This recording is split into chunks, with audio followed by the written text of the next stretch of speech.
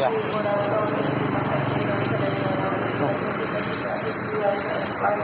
Luka gitu sih.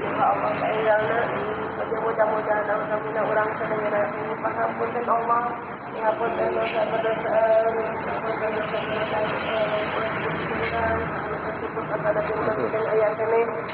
mudah-mudahan orang sedaya dibakari kegiatan iman Islam, dibakari sampai hidayah, dibakari kemudian melaksanakan ibadah Allah Subhanahu wa taala, dibakari memiliki yang akan menentukan melakukan ibadah, dibakari sampai karena yang semuanya orang sedaya